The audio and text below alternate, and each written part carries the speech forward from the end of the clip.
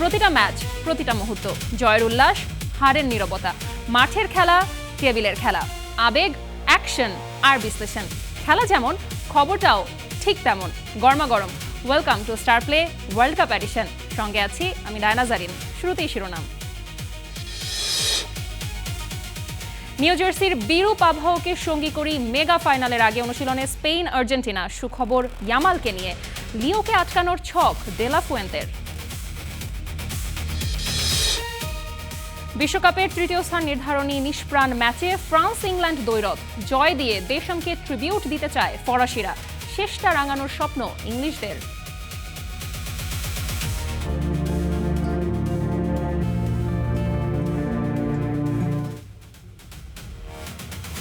না ফেরার দেশে ক্যারিবিয়ান কিংবদন্তি অলরাউন্ডার স্যার গ্যারি সোবার্স। স্তব্ধ বিশ্ব ক্রিকেট, বিসিবির শোক।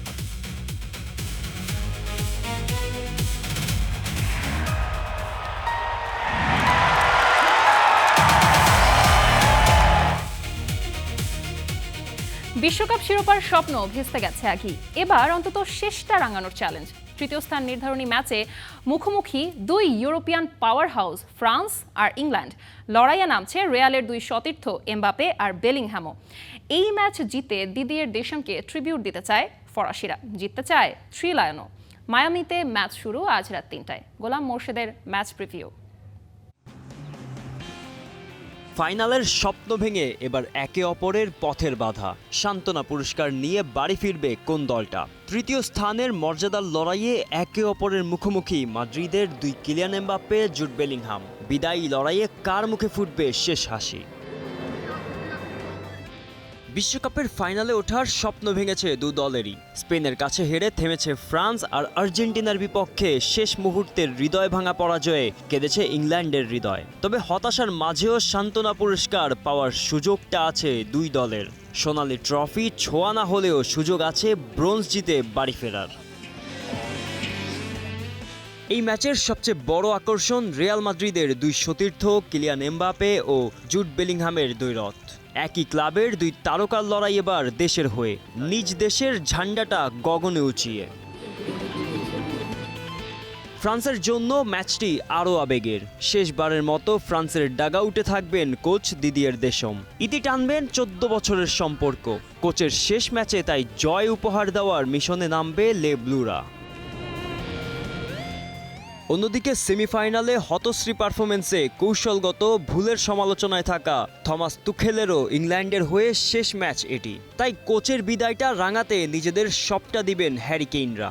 যদিও পরিসংখ্যানটা ফ্রান্সের পক্ষেই। সর্বশেষ 9 দেখায় ইংল্যান্ডের জয় মোটে একটি, বাকি 6টিতে জিতেছে ফ্রান্স।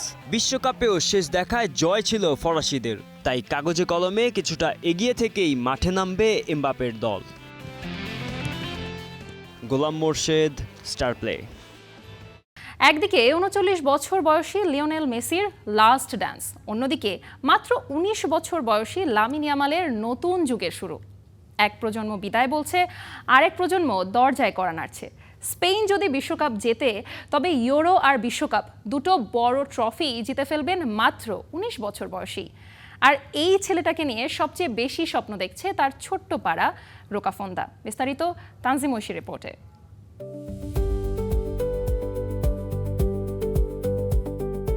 বার্সেলোনা শহর থেকে একটু দূরে ছোট্ট একটা পাড়া রোকাফোন্দা। এখানে কোনো বিলাসবহুল ফুটবল একাডেমি নেই, নেই ঝাঁ চকচকে স্টেডিয়ামও। আছে শুধু একটা ছোট্ট মাঠ, অসংখ্য স্বপ্ন আর ফুটবলের প্রতি অদম্য ভালোবাসা। সেই মাঠেই দৌড়ে বেড়াতেন ছোট্ট লামিন ইয়ামাল। আজ সেই ছেলেকে ঘিরেই পুরো পাড়ার গর্ব। Lamine Yamal es fútbol। আজও বিকেল নামলে রোকাফোন্দার মাঠে ছুটে আসে শিশুরা, কারো গায়ে লামিনের 19 নম্বর জার্সি। চাচাতো ভাই রায়ানের বিশ্বাস, এই পাড়ার ছেলে এবার বিশ্বকাপ জেতাবে স্পেনকে। এটা আমাদের গর্ব। রোকাফোন্দা শুধু লামিনের ঠিকানা নয়, এটা তার পরিচয়। তাই গোল করলেই দুই হাতে 304 দেখান তিনি। এটা কোনো স্টাইল নয়, এটা রোকাফোন্দার পোস্টাল কোড। বিশ্বকে জানিয়ে দেয়া নিজের শিকড় তিনি ভুলে যাননি। স্পেনের বিস্ময় বালকের বিশ্বকাপ যাত্রায় আবেগী তার দাদি ফাতিমা নাসরাউই। নাতির হাতে শিরোপা দেখার অপেক্ষায় তিনি। আমি চাই স্পেন জিতুক। লামিন যদি গোল করে আমি চিৎকার করব, আনন্দে আত্মহারা হয়ে যাব। মাত্র ১৯ বছর বয়স, এর মধ্যেই জিতেছেন ইউরো চ্যাম্পিয়নশিপ, এবার সামনে বিশ্বকাপ। আর্জেন্টিনাকে হারাতে পারলে ইতিহাসের সবচেয়ে কম বয়সী ফুটবলার হিসেবে ইউরো আর বিশ্বকাপ ২ শিরোপা জয়ের অনন্য কীর্তি গড়বেন লামিন ইয়ামাল। যদিও ফাইনালের আগে পায়ের ইনজুরি তাকে চিন্তায় ফেলেছে, তবুও তার পাড়ার লোকে জানে তাদের এই ছেলেটা শুধু একজন ফুটবলার নয়, সে তাদের স্বপ্ন, তাদের পরিচয়, তাদের অনুপ্রেরণা। তাই ক্যাফে থেকে রাস্তা, মাঠ থেকে দেয়ালচিত্র, সবখানেই এখন একটাই আলোচনা, রোববার বিশ্বকাপটা কি বাড়ি আনতে পারবে তাদের আদরের Lamine? Tanzim Osif, Star Play. যখন আর্জেন্টিনা ফুটবল ফেডারেশন সমস্যায় জর্জরিত তখন দায়িত্ব নিয়ে পাশে দাঁড়িয়েছিলেন লিওনেল মেসি। যখন স্টাফরা স্যালারি পাচ্ছিল না তখন নিজের পকেট থেকে দিয়ে দেন টাকা। লাভজি সহ অনেক আর্জেন্টাইন ফুটবলারের পাশে দাঁড়িয়েছিলেন আলবিসেলেস্তেদের এই অধিনায়ক। শুধু দলের নেতা নয়, আর্জেন্টিনার ফুটবল উপাখ্যানেরও নায়ক লিওনেল মেসি। বিস্তারিত মামুনুর রশিদের রিপোর্টে। ২০০৬ থেকে ২০১০ বিশ্ব ফুটবলের ড্রিম টিম ছিল England. David Beckham, Steven Gerrard, Frank Lampard, Paul Scholes, Wayne রুনির মতো একের পর এক বিশ্বমানের ফুটবলার। কিন্তু ইতিহাস এই গ্রেটদের মনে রেখেছে তাদের ব্যর্থতার জন্য। এই গ্রেটদের মধ্যে ছিল না কোনো মিল। ক্লাবভিত্তিক বিভাজন জাতীয় দলের মধ্যেও ছড়িয়ে পড়েছিল। জাতীয় দলের ক্যাম্পেও ক্লাবের সতীর্থরা একসাথে থাকতেন, এমনকি খাবারও আলাদা টেবিলে খেতেন। এবার চলুন আর্জেন্টিনায়। ২০১৪ থেকে ২০১৬ তারা ৩টি আন্তর্জাতিক ফাইনাল, একটি বিশ্বকাপ, 2টি কোপা আমেরিকা, 3টিতেই পরাজয়। পুরো দেশ ভেঙে পড়েছিল। কিন্তু আশ্চর্যের বিষয়, দলটি ভাঙেনি। কেউ প্রকাশ্যে কাউকে দোষ দেয়নি। ড্রেসিং রুমে বড় ধরনের বিভক্তির খবরও সামনে আসেনি। কিন্তু কেন? কারণ সেখানে একজন নেতা ছিলেন যিনি বেশি কথা বলতেন না, কিন্তু সবচেয়ে বেশি দায়িত্ব নিতেন। তার নাম লিওনেল মেসি। ২০১৪ থেকে ২০১৮ সালের কঠিন সময়ে মেসি ক্যামেরার আড়ালে নেতৃত্বের উদাহরণ তৈরি করেছিলেন, যা ট্রফির মতো দৃশ্যমান না থাকলেও দলের ঐক্য ধরে রাখতে গুরুত্বপূর্ণ ভূমিকা রেখেছিল, যার ফল ২০২২ এবং ২০২৬ বিশ্বকাপেও পাচ্ছে আর্জেন্টিনা। এএফ এর সংকট শুধু ফাইনাল হারের কষ্ট নয়, আর্জেন্টিনার আসল সংকট চলছিল মাঠের বাইরে। সেই সময় আর্জেন্টাইন ফুটবল অ্যাসোসিয়েশন এএফএ গভীর প্রশাসনিক ও আর্থিক সংকটে পড়ে। দুর্নীতির অভিযোগ, ক্ষমতার দ্বন্দ্ব, অর্থনৈতিক বিশৃঙ্খলা সব মিলিয়ে প্রতিষ্ঠানটি কার্যত অচল অবস্থায় পৌঁছে যায়। বিভিন্ন আন্তর্জাতিক প্রতিবেদনে উঠে আসে জাতীয় দলের সঙ্গে যুক্ত কিছু কর্মী ও স্টাফ দীর্ঘ সময় নিয়মিত বেতন পাননি। এমন পরিস্থিতিতে খেলোয়াড়দের ভূমিকা নিয়েও নানা প্রতিবেদন প্রকাশিত হয়। তখন এই স্টাফরা কোনো কর্মকর্তা কিংবা সভাপতির কাছে যাননি, তারা গিয়েছিলেন তাদের অধিনায়ক লিওনেল মেসির কাছে। বিভিন্ন প্রতিবেদনে উল্লেখ করা হয়েছে মেসি তখন নিজের ব্যক্তিগত অর্থ থেকে তাদের সহায়তা করেছিলেন। তিনি কোনো সংবাদ সম্মেলন ডাকেননি, কোনো সামাজিক মাধ্যমে পোস্ট দেননি, কোনো প্রচারণাও করেননি। কারণ তার উদ্দেশ্য ছিল না মানুষকে জানানো, উদ্দেশ্য ছিল মানুষকে সাহায্য করা। এটাই ছিল তার নেতৃত্ব। লাভিজ্জিকে রক্ষা। ২০১৬ সালে আর্জেন্টিনা শিবিরে আরেকটি বড় ঝড় উঠে। এজিকিয়েল লাভিজ্জির বিরুদ্ধে একটি বিতর্কিত সংবাদ প্রকাশিত হয়। পরে অভিযোগটির সত্যতা নিয়ে ব্যাপক প্রশ্ন ওঠে, দলের ভেতরে অসন্তোষ তৈরি হয়। এই সময় অধিনায়ক হিসেবে মেসি একটি গুরুত্বপূর্ণ সিদ্ধান্ত নেন। পুরো আর্জেন্টিনা দল সংবাদ মাধ্যমের সঙ্গে কথা বলা বন্ধ করে দেয়। বার্তাটি ছিল স্পষ্ট, আমাদের একজনের বিরুদ্ধে অন্যায় হলে আমরা সবাই একসঙ্গে দাঁড়াবো। এটি শুধু একজন খেলোয়াড়কে রক্ষা করা ছিল না, এটি ছিল পুরো ড্রেসিং রুমকে এক সুতোয় বেঁধে রাখা। এটি প্রথমবার ছিল না। যখনই কোনো সতীর্থ বিতর্কে জড়িয়েছেন কিংবা কঠিন পরিস্থিতিতে পড়েছেন, মেসি সাধারণত দলের ঐক্য অক্ষুণ্ণ রাখার চেষ্টা করেছেন, কখনো প্রকাশ্যে, কখনো নীরবে। এএফএ এর সংকট তখনও শেষ হয়নি।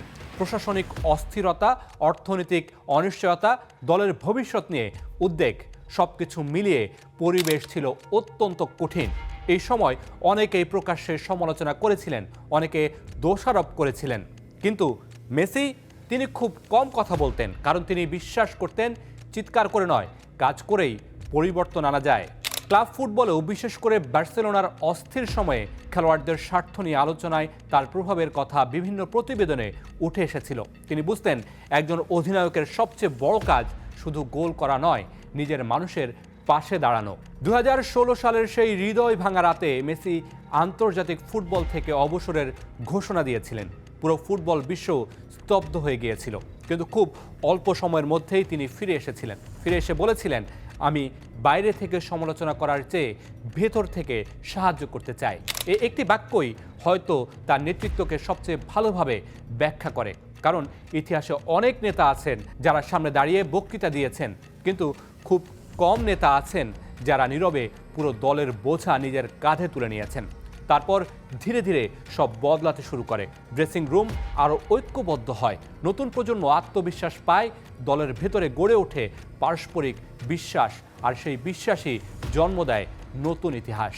2021 সালে কোপা আমেরিকা, 2022 সালে বিশ্বকাপ, এরপর আরও আন্তর্জাতিক সাফল্য। অনেকে এই সাফল্যের গল্প বলেন, কিন্তু খুব কম মানুষই সেই কঠিন বছরগুলোর কথা মনে রাখেন, যখন কোনো ট্রফি ছিল না, ছিল শুধু চাপ, সমালোচনা, ব্যর্থতা আর একজন নীরব অধিনায়ক, যিনি কাউকে দোষ না দিয়ে, কাউকে একা না ফেলে একটি কঠিন সময় পার করা দলকে একসঙ্গে ধরে রেখেছিলেন। হয়তো এই কারণেই লিওনেল মেসিকে শুধু বিশ্বের অন্যতম সেরা ফুটবলার নয়, বরং আধুনিক ফুটবলের অন্যতম সেরা অধিনায়কদের একজনও বলা হয়। তাই তো আগুয়েরের ভাষায়, লিওকে নেতা হতে বেশি কথা বলতে হয় না, সে যেভাবে নিজেকে পরিচালনা করে সেটিই আমাদের নেতৃত্ব দেয়। এমিলিয়ানো মার্তিনেজের কাছে মেসিই সবকিছু, তিনিই নেতা। ডি পলের ভাষায়, মেসির জন্য প্রয়োজন হলে আমরা জীবন দিতেও প্রস্তুত। তাই তো প্রতিটি জয়ের পর আর্জেন্টাইন ফুটবলাররা গেয়ে ওঠে, লিও মেসির হাত ধরে আমরা সবাই বিজয়ের বেশে ঘুরব। Mamunur Rashid, Star Play. ফাইনালকে সামনে রেখে দুই দল অনুশীলন করলেও আলোচনায় এসেছে নতুন উদ্বেগ, কানাডার দাবানলের ধোঁয়া। নিউ ইয়র্ক ও নিউ জার্সিতে বায়ু দূষণ বেড়ে যাওয়ায় জারি হয়েছে সতর্কতা। খেলোয়াড়দের স্বাস্থ্য ঝুঁকি নিয়ে সতর্ক করেছেন চিকিৎসকরা, যদিও বৃষ্টির কারণে পরিস্থিতির উন্নতির আশা করছেন আবহাওয়াবিদরা। বিশ্বকাপ ফাইনালের আগে বড় শঙ্কা, সঠিক সময়ে হবে তো আর্জেন্টিনা স্পেনের হাই ভোল্টেজ ফাইনালটা? দাবানলের ধোঁয়ায় ছেয়ে গেছে যুক্তরাষ্ট্রের নিউ ইয়র্ক সিটি, জারি করা হয়েছে জরুরি সতর্কতা। তাই আলোচনায় বিশ্বকাপের ফাইনাল। আর মাত্র কয়েক ঘন্টা পরেই মেটলাইফ স্টেডিয়ামে বিশ্বকাপের মুকুট জয়ের লড়াইয়ে নামবে মেসি ইয়ামাল। তবে ম্যাচের আগেই চিন্তার ভাঁজ দুই দলের কপালে। কানাডার দাবানলের ধোঁয়ায় নিউ ইয়র্ক ও নিউ জার্সি জুড়ে জারি করা হয়েছে এয়ার কোয়ালিটি অ্যালার্ট। স্থানীয় কর্তৃপক্ষ বলছে পরিস্থিতি শুধু অসুস্থদের নয়, সুস্থ মানুষের জন্য হতে পারে ঝুঁকিপূর্ণ। এমন পরিস্থিতিতে চাপে আছেন নিউ ইয়র্কের মেয়র জোহরান মামদানিও। প্রয়োজন ছাড়া বাইরে না থাকার আহ্বান জানিয়েছেন শহরের বাসিন্দাদের। গবেষণা বলছে এমন বাতাসে শ্বাস নেওয়া 10টি সিগারেট ধূমপানের সমান ক্ষতিকর। সংখ্যা আরও বাড়িয়েছে চিকিৎসকদের সতর্কবার্তা। তাদের মতে তীব্র গরমের সঙ্গে দূষিত বাতাস মিললে খেলোয়াড়দের শরীরে অতিরিক্ত চাপ পড়তে পারে। তাই পর্যাপ্ত পানি, শরীর ঠান্ডা রাখা এবং যাদের শ্বাস প্রশ্বাসজনিত সমস্যা রয়েছে তাদের জন্য মাস্ক ব্যবহারের পরামর্শ দেওয়া হয়েছে। তবে সবকিছুর মধ্যেও মিলছে স্বস্তির আভাস। আবহাওয়ার পূর্বাভাস বলছে শনিবারের বৃষ্টি দাবানলের ধোঁয়া অনেকটাই সরিয়ে দেবে। রবিবার সকালে বৃষ্টির প্রভাব থাকলেও বিকেলের দিকে আকাশ পরিষ্কার হওয়ার সম্ভাবনা রয়েছে। আর ম্যাচ শুরুর সময় তাপমাত্রা থাকতে পারে প্রায় 29 ডিগ্রি সেলসিয়াস। পরিস্থিতির গুরুত্ব বোঝাতে এরই মধ্যে খারাপ বায়ুর মানের কারণে MLS-এর Chicago Fire, Vancouver Whitecaps match স্থগিত করা হয়েছে। তবুও এখন পর্যন্ত 80,000-এর বেশি দর্শক প্রত্যাশিত বিশ্বকাপ ফাইনাল স্থগিত বা পিছিয়ে দেওয়ার কোনো ইঙ্গিত দেয়নি আয়োজকরা। তবে প্রশ্ন উঠেছে, শনিবারের বৃষ্টি কি সরিয়ে দেবে বিষাক্ত ধোঁয়া, নাকি বদলে যাবে ফাইনালের সময়? উত্তর পেতে করতে হবে অপেক্ষা। গোলাম মোর্শেদ, স্টার প্লে। বিশ্বকাপের ফাইনাল মানেই দুই দলের সামষ্টিক লড়াইয়ের পাশাপাশি কিছু ব্যক্তিগত দ্বৈরথ। শিরোপার লড়াইয়ে যা হতে পারে মুখ্য। স্পেন ও আর্জেন্টিনার এই মহারণেও নজর থাকবে কয়েকটি গুরুত্বপূর্ণ মুখোমুখি লড়াইয়ে, কারণ কোনো কোনো দ্বৈরথ বদলে দিতে পারে ম্যাচের ভাগ্য। বিস্তারিত কেএম সনের রিপোর্টে। বিশ্বকাপের মঞ্চে শিরোপা নির্ধারণী ম্যাচ মানেই কৌশল, স্নায়ুযুদ্ধ আর তারকাদের ব্যক্তিগত লড়াই। স্পেন ও আর্জেন্টিনার ফাইনালেও ম্যাচের ভাগ্য নির্ধারণ করতে পারে এমন কয়েকটি মুখোমুখি দ্বৈরথ। কোন লড়াইগুলো সবচেয়ে গুরুত্বপূর্ণ তা তুলে ধরেছে ফিফা। আইমেরিক লাপোর্তে বনাম লিওনেল মেসি। আর্জেন্টিনার আক্রমণের প্রাণভোমরা লিওনেল মেসি ৩৯ বছর বয়সেও গোল করা, সুযোগ তৈরি করা এবং বড় ম্যাচে দলকে টেনে নেওয়ার ক্ষমতা আর্জেন্টিনার সবচেয়ে বড় প্লাস পয়েন্ট। আর তাকে আটকানোই হবে স্পেনের সবচেয়ে বড় চ্যালেঞ্জ। সেই গুরু দায়িত্ব থাকবে আইমেরিক লাপোর্তের কাঁধে। পুরো টুর্নামেন্টে দুর্দান্ত রক্ষণ গড়া এই মিডফিল্ডারের লক্ষ্য থাকবে মেসিকে যতটা সম্ভব প্রভাবহীন রাখা। রদ্রি বনাম এনজো ফার্নান্দেজ। মাঝ মাঠেও অপেক্ষা করছে আরেকটি হাই ভোল্টেজ লড়াই। নিখুঁত পাস, বল নিয়ন্ত্রণ ও রক্ষণে অবদানের মাধ্যমে পুরো টুর্নামেন্ট জুড়ে দলের ছন্দ ধরে রেখেছেন স্পেন অধিনায়ক রদ্রি। অন্যদিকে বল পুনরুদ্ধার, পরিশ্রম এবং গুরুত্বপূর্ণ মুহূর্তে গোল করার ক্ষমতায় নিজেকে অপরিহার্য প্রমাণ করেছেন আর্জেন্টিনার এনজো ফার্নান্দেজ। শেষ দুই ম্যাচের নাটকীয় কামব্যাক তার পায়েই তো শুরু হয়েছিল। মাঝমাঠের এই দ্বৈরথ অনেকটাই ঠিক করে দিতে পারে ম্যাচের নিয়ন্ত্রণ কার হাতে থাকবে। লামিনে ইয়ামাল বনাম নিকোলাস তাগলিয়াফিকো। এদিকে স্পেনের তরুণ বিস্ময় লামিনে ইয়ামালও শিরোপার ঠিকানা নির্ধারণ করে দিতে পারেন। গতি, ড্রিবলিং ও সৃজনশীলতায় প্রতিপক্ষকে ভোগাচ্ছেন এই বার্সা তারকা। তাকে থামানোর কঠিন দায়িত্ব পড়বে অভিজ্ঞ লেফট ব্যাক নিকোলাস তাগলিয়াফিকোর কাঁধে। বিশ্বকাপজয়ী এই ডিফেন্ডারের অভিজ্ঞতার বিপরীতে থাকবে লামিনের তারুণ্য ও সাহস। ফাইনালের শেষ পর্যন্ত কোন দ্বৈরথে কে এগিয়ে থাকবে সেটিই হয়তো নির্ধারণ করে দেবে বিশ্বকাপের নতুন চ্যাম্পিয়নের নাম। KM Sony, star play. একদিকে বিশ্বকাপ ট্রফি, অন্যদিকে ফুটবলের সবচেয়ে মর্যাদাপূর্ণ ব্যক্তিগত পুরস্কার ব্যালন ড'র। 2026 বিশ্বকাপের ফাইনাল প্রভাব ফেলতে পারে ব্যালন ড'রের দৌড়েও। তাই ফুটবল বিশ্বের নজর এখন শুধু শিরোপার লড়াইয়ে নয়, বরং কার পারফরমেন্স শেষ পর্যন্ত ব্যক্তিগত স্বীকৃতির পাল্লা ভারী করবে সেই দিকেও। বিস্তারিত কেএম সনের রিপোর্টে। আবারও মেসির হাতে ব্যালন ড'র, নিজের নবম গোল্ডেন বুট জেতার অপেক্ষায় স্বয়ং খুদে জাদুকর। বিশ্বকাপ ফাইনাল শুধু বিশ্বসেরাই নয়, নির্ধারণ করে দিতে পারে 2026 ব্যালন ড'রের ভাগ্য। ফুটবলের সবচেয়ে মর্যাদাপূর্ণ ব্যক্তিগত এই পুরস্কারের দৌড়ে অনেক তারকা থাকলেও আলোচনার কেন্দ্রবিন্দুতে রয়েছেন লিওনেল মেসি। 39 বছর বয়সেও মেসি যেন সময়কে হার মানাচ্ছেন। ইন্টার মায়ামির হয়ে ধারাবাহিক পারফরমেন্সের পর বিশ্বকাপেও আছেন দুর্দান্ত ছন্দে। টুর্নামেন্টে 8 গোল 4 অ্যাসিস্ট আলবিসেলেস্তেদের টানা দ্বিতীয়বারের মতো তুলেছেন ফাইনালে। যদি আর্জেন্টিনা শিরোপা জেতে, তবে ইতিহাসে প্রথম অধিনায়ক হিসেবে টানা 2 বিশ্বকাপ জয়ের অনন্য কীর্তি গড়বেন মেসি। এমন অর্জন তাকে নবম ব্যালন ড'রের সবচেয়ে শক্তিশালী দাবিদারে পরিণত করবে। অন্যদিকে স্পেনের তরুণ বিস্ময় লামিনে ইয়ামালও আছেন আলোচনায়।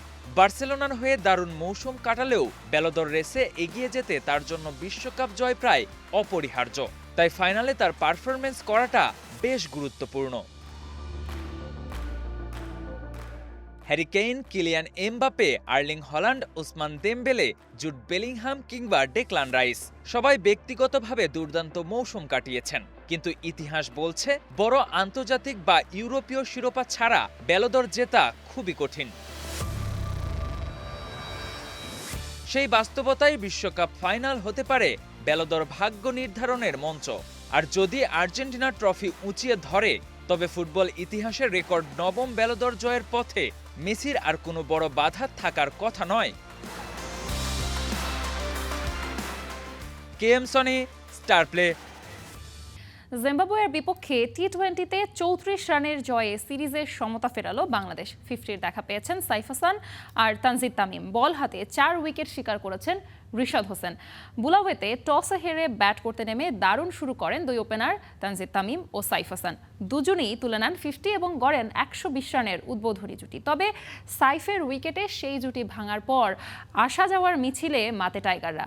মাত্র 21 রানের ব্যবধানে হারায় 5 উইকেট। এরপর ইয়াসির আলীর 12 বলে 22 এবং মোহাম্মদ সাইফুদ্দিনের 10 বলে 31 রানের ঝোড়ো ইনিংসে ভর করে 186 রানের বড় সংগ্রহ পায় বাংলাদেশ। জবাবে ব্যাট করতে নেমে 21 রানের মধ্যেই 3 উইকেট হারিয়ে চাপে পড়ে জিম্বাবুয়ে। চতুর্থ উইকেটে 44 রানের জুটি কিছুটা আশা জাগালেও রিশাদ আর মাহেদির ঘূর্ণিতে তা ধোপে টেকেনি। শেষ পর্যন্ত 152 রানে অল আউট হয় জিম্বাবুয়ে। 34 রানের জয়ে 3 ম্যাচের সিরিজে 1-1 সমতায় ফিরেছে টাইগাররা। ক্রিকেটের আকাশ থেকে খসে পড়ল আরেকটি উজ্জ্বল নক্ষত্র। বিদায় নিলেন সর্বকালের অন্যতম সেরা অলরাউন্ডার স্যার গ্যারি সোবার্স। 89 বছর বয়সে পৃথিবীর মায়া ত্যাগ করলেন ওয়েস্ট ইন্ডিজের এই কিংবদন্তি। তার মৃত্যুতে ক্রীড়াঙ্গন জুড়ে শোকের ছায়া। শোক জানিয়েছে Bangladesh cricket board, BCB. Cricket ইতিহাসে কিছু নাম সময়কে ছাড়িয়ে যায়। স্যার গ্যারি সোবার্স ছিলেন তেমনই এক কিংবদন্তি। মাঠে নামলেই যেন একাই বদলে দিতে পারতেন ম্যাচের গল্প। বাঁহাতি ব্যাটিং, পেস ও স্পিন, 2 ধরনের বোলিং, সঙ্গে দুর্দান্ত ফিল্ডিং। একজন ক্রিকেটারের মধ্যে এত বৈচিত্র্য খুব কমই দেখা গেছে। 1954 সালে টেস্ট অভিষেকের পর শুরু হয় এক গৌরবময় যাত্রা। 93 টেস্টে করেন 8,032 রান, গড় 57.78, আছে 26টি সেঞ্চুরি। বল হাতে নেন 235টি উইকেট। 1958 সালে পাকিস্তানের বিপক্ষে তার অপরাজিত 365 রানের ইনিংসটি দীর্ঘদিন ছিল টেস্ট ক্রিকেটের সর্বোচ্চ ব্যক্তিগত সংগ্রহ। শুধু আন্তর্জাতিক ক্রিকেটে নয়, প্রথম শ্রেণীর ক্রিকেটেও গড়েছেন ইতিহাস। 1968 সালে 1 ওভারে টানা 6 ছক্কা হাঁকিয়ে হয়ে যান বিশ্বের প্রথম ব্যাটার, যিনি এই অনন্য কীর্তি গড়েন। ক্রিকেটে অসামান্য অবদানের স্বীকৃতি হিসেবে 1975 সালে ব্রিটিশ রাজপরিবার তাকে নাইট উপাধিতে ভূষিত করে। এরপর থেকেই তিনি পরিচিত হন স্যার গ্যারি সোবার্স নামে। তার মৃত্যুতে শোক প্রকাশ করেছে ক্রিকেট ওয়েস্ট ইন্ডিজ, আইসিসি ও বিশ্বের বিভিন্ন ক্রিকেট বোর্ড।